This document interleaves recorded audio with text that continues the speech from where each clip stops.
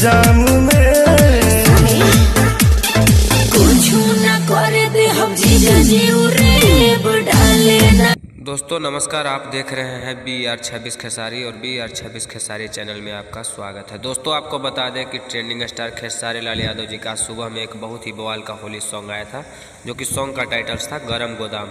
और दोस्तों आपको बता दें कि सॉन्ग को गाए थे खेसारी लाल यादव एवं नेहा राज ने। और दोस्तों इस गाना को एक बहुत ही बवाल का रील बनाई है यामिनी सिंह ने, जो कि अपना इंस्टा आईडी से सोशल मीडिया पर शेयर की है, जो कि बहुत ही तेज़ी से वायरल हो रहा है रील।